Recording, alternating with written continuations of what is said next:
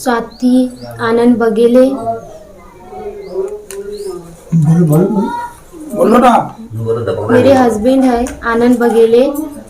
वो जा रहे थे सेंटरिंग के काम पे, सुबह 6 बजे गए थे। ठेकेदार का नाम है राकेश नागपुरे। गणेश नगर नहीं है। क्या हुआ? हादसा क्या हुआ?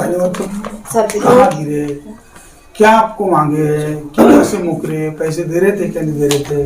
पहले बोले कि हम लगाएंगे ठीक होने तक के, फिर बाद में बोले फिर हम गए उनको बोले ऑपरेशन का डॉक्टर ने बोले सब ठीक है, फिर नॉर्मल है करके बोले डॉक्टर ने।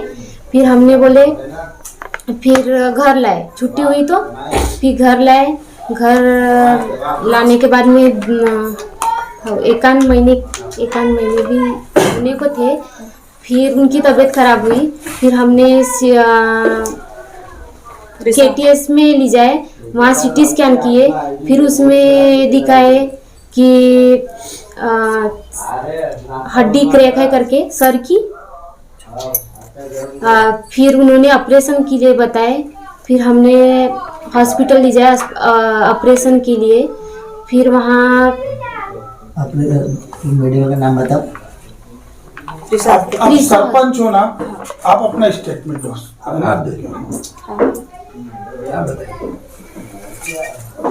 आप पूरा नाम बताना। राकेश भैया सरपंच हो ना? हाँ, तो आप। मेरा नाम शारदा यादव नागपुरे है। मैं पेशेंट की बहन हूँ। तो ये जैसा वो भैया काम पे गए थे, फिलहाल सुबह निकल गए थे। ठेकेदार ने घर से लेके गए, काम पे छोड़ दिए। फिर वहाँ पे कुछ टाइम के बाद काम के बाद वहाँ से सेंटरिंग निकाल रहे थे बोले, तो वहाँ से उनकी घटना घटी। तो हमको पता नहीं है फिलहाल, पर हमको 10 बजे पता चली कि यानी पेशेंट को वहाँ भर्ती कराया गया है। तो 8 बजे की बात है करीबन, पर हमको 10 बजे पता चली। वहाँ पे जब हम पहुँचे हॉस्पिटल, आयुष हॉस्पिटल में एडमिट थे। वहाँ पे जब पहुँचे तो उनका जो है उपचार हो गया था। तो हमारे से ये बात छुपाई गई कि नॉर्मल है, जो सर पे चोट थी और सीने में जो चोट थी नॉर्मल है सब।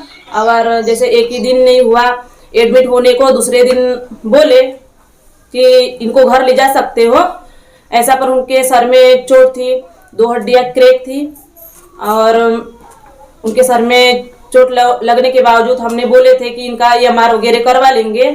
तो जो ठेकेदार साहब है राकेश जी शंकर नागपुरे, इन्होंने बोले कि सब नॉर्मल है, छुट्टी कर लो, मैं जो भी आएगा सब आधे देने को तैयार हूँ।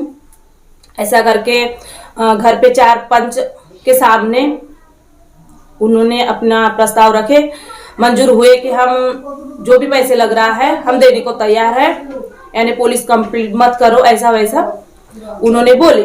आपका पूरा नाम और परिचय क्या हुआ आपकी? मैं मुरलीधर भूजराम जी नागपुर, सरपंच देवरी। इनका विषय, जो बच्चा काम पर जा रहा था,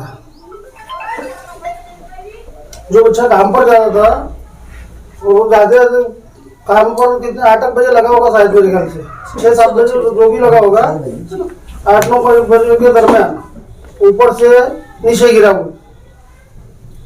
उसको मेरे ठेकेदार साहब ने एडमिट किए अपने तरफ से। एडमिट करने के बाद 2 दिन दवाखाने में रखे उनको। मैं भी गया मुलाकात करने, मैं देखा पेशेंट की हालत, तो मुझे तो बहुत क्रिटिकल लगी वो। मैं डॉक्टर साहब से भी बात किया, मैं बोला साहब अभी आप छुट्टी करने को बोल रहे हो इनको, 2 दिन नहीं हो, इतनी क्रिटिकल तबियत है इनकी, पैसे में कहाँ लेके जाएंगे घर के लोग, अभी गरीब लोग हैं। तो डॉक्टर बोले भैया वो सामने वाली पार्टी छुट्टी करने बोल रही है। तो भैया वो छुट्टी करना विषय अलग है ना, लेकिन अपने पेशेंट को आराम होगा तब छुट्टी करेंगे, इनको समझा मैं, घर के लोगों को। उसके बाद में आ गया वहां से समझा के। फिर बाद में इनका जो समझौता वाला वो था बोलते, उस समय मैं नहीं था, भाई लोग थे, एक दो लोग गाँव के, उनका लेन देन की बात हुई कि भैया जितना भी खर्चे पानी लगेगा मैं पूरा करके देने वाला हूँ। छुट्टी होने के बाद ये घर आए, फिर इनको महसूस हुआ कि पेशेंट को आराम नहीं है, फिर ये लेके गए दवाखाना, ट्रीटमेंट वगैरह कराओगे, एक्सरे क्या निकाले, जो भी निकाले होंगे उनको डॉक्टर साहब ने सलाह दिया कि भैया ऑपरेशन करना पड़ेगा, ये करना पड़ेगा। उसके बाद में ये पूछे होंगे उनको ठेकेदार साहब को कि भैया ऐसे ऐसे कंडीशन है और अब तब इतना इतना पैसा लग रहा है तो थोड़ा बहुत मदद करो। वो बात को मुकर गया है वो। असा सुखलाल बघेले, आनंद बघेले जो गिरा, तो मैं भी गोंदिया आयुष हॉस्पिटल में देखने गया, करीब 2-3 बजे के करीब में देखने गया इसको। उस समय में इसको आने की ट्रीटमेंट हो चुका था और ठेकेदार राकेश नागपुरी भी वहीं था। तो मैं ठेकेदार को भी पूछा कि भाई अभी का खर्चा कैसा कर रहा है, तो हॉस्पिटल का खर्चा जो है बोले मैं चलो लगा रहा हूँ, जूस वूस वगैरह से वो पूरा कर रहा था। फिर उसके बाद में 2-4 दिन बाद में घर में मीटिंग हुई, समझ लो पंचायत है, किशोर राजेश्वर बघेले भी था, राजकुमार दमाए था, अशोक दमाए थे, ऐसे हम 4-5 लोग थे और ये घर के परिवार थे। तो हमारे सामने में हुआ कि भाई जो भी पैसे लगेगा खर्च, जैसा 10,000 लग रहा है तो मैं आधा दूंगा, आधा तुम दोगे।